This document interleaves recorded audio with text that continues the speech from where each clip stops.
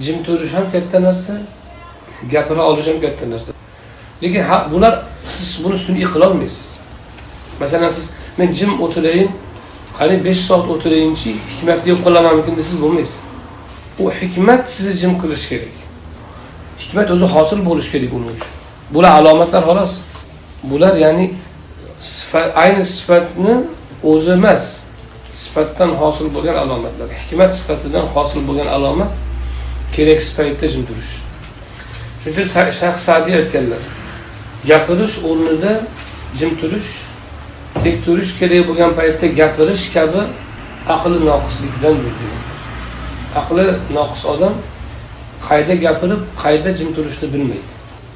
Gapiradigan o'rinda jim turmaydi. Masalan, ko'zingizda oldida bir botil gapirilayotgan bo'lsa, jim turish, sukut, salomatlik deb indamay turaversa, salomatlik bo'lmaydi u. U ayni ofat bo'ladi. O'sha jim turganingiz uchun javobgar bo'lasiz. Haqiqatdan tilini tiygan shaytonun akhras deydi. Ya'ni soqol shaytondir deganlar. Endi haq deb hamma narsani gapirish kerakmi? Uni ham bilish kerak, qayda nimani gapirish. Imom Shofiydan bir narsani so'rashganda jim bo'lib qo'ygan ekanlar. Jim o'tirsalar, shuni ham bilmay sizni taqsir dedi. Desa, yo'q, bilaman, lekin shunga javob berish to'g'rimi? Sukut saqlash to'g'rimi? Shuni o'ylayapman dedi. So'ralgan narsaga javob berish shart emas. Birinchidan so'ralgan narsaga javob berish uchun bilgan odam javob berish kerak. Bilmasa bilmadim deyish kerak. Bilgan taqdiringizda ham javob berish kerakmi doim? Yo'q. Uni ham o'ylash kerak. Javob bersam to'g'rimi bunga hozir yo bermasam to'g'ri? Bunga ham ilm kerak. Bilishga bir ilm kerak. Bilgan narsangizni o'rnida aytishga ham ilm kerak. Shuning uchun bu kishi hikmatuhu asmatatuhu. Hikmatu uni jim qilgan bo'ladi. Hikmat deb ilgari ham aytganmiz, o'z asli uni otning yuganini aytadi. Yugandan olingan hikmat so'zi. Mahkamlash, mustahkamlash, ushlab turish degan. Hikmat nima uchun hikmat deyilgan? Qachon bir narsa mustahkam bo'ladi? Masalan, shu uyni qurmoqchi bo'lsangiz, qachon uy mustahkam bo'ladi? Devorni o'zini o'rniga, poydevorni o'zini joyiga, tomni o'zini joyiga qo'ygan bo'lsangiz, buni qiyshiq qilib qo'ysangiz turmaydi.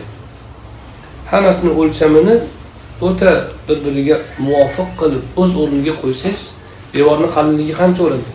Tomni og'irligiga qarab qancha bo'lish kerak? Tepadagi qavatni qanchasini ko'tarish uchun qancha qalinlik yoki qancha sement, qancha tosh bo'lish kerak? Shuni bilsangiz, keyin u imorat mustahkam bo'ladi. Har bir narsani joyida qo'ysangiz, keyin mustahkam bo'ladi. Shuning uchun hikmatning ta'rifi har bir narsani joyiga qo'ya bilish degan. Gapirsangiz, gapingiz joyida bo'ladi. O'rinli gapirasiz, no'rin gapirmaysiz. Mutoyiba qilsangiz, mutoyibangiz o'rinli bo'ladi. Mutoyiba qilmay, jiddiy o'rinda Fatihada o'tirib mutoyiba qilinmaydi.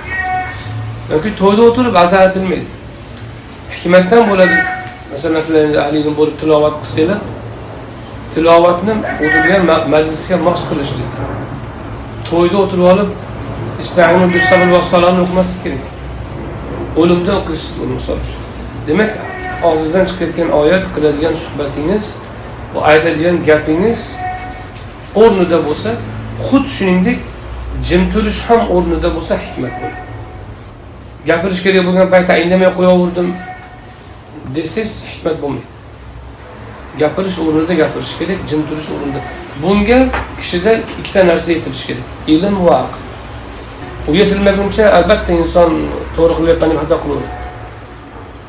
Shuning uchun ilm va hikmatni keng olish kerak. Abu G'udda rahmatullohi alayh bir yaxshi baytni aytibdilar. إذا سكتوا رأيت لهم جمالا وإن نطقوا سمعت لهم عقولا. Salaf solihlarning ko'plari shunaqa edilar. Ya'ni gapirganda kerakli gapni gapiradi. Jim tursa bir hikmat bilan jim turgan bo'ladi.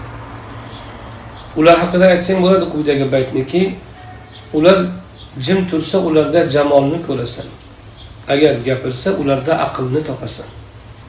Alloh subhanahu va taolo Luqmonul Hakimni Qur'oni Karimda maqtagan. Va laqad aytana Luqmanal hikmata. Luqmonga biz hikmatni berdik degan. Amr ibn Qays aytadilarki, Luqmon u kishini payg'ambar bo'lgan bo'lmaganligida ixtilof bor. Ko'pchilik payg'ambar bo'lmagan deydi. u kishi bir qora qul bo'lgan ekanlar. O'zi asli qora tanli, qop-qora qul bo'lgan. Lablari yo'g'on, qadamlari tekis. Ya'ni chiroyli kelishgan odam bo'lgan emas. Bir kishi kelib unga oldiga kelsa, u kishini gapirayotgan odamlar eshitib o'tiribdi ekan. Ularga ta'lim beryapti ekan. Haligi odam kelib aytibdiki, Luqmonga, "Sen men bilan falon joyda qo'y boqib yurgan cho'pon senmiding?" Qul bo'lganidan keyin xizmat qiladi, xo'jasini qo'yini boqqan. Desa, "Ha, o'sha menman." Desa, "Bu odamlarga va'z qiladigan darajaga seni nima yetkazdi? Qo'y boqarlikdan, birovni qo'l olib yurgan cho'pondan qanday qilib bunaqa odamlarga va'z aytadigan, irshod beradigan olimga, yetakchiga aylanding?" Desa aytgan ekanlarki, ikki narsa degan. To'g'ri so'z va behuda narsadan tilni tiyish degan.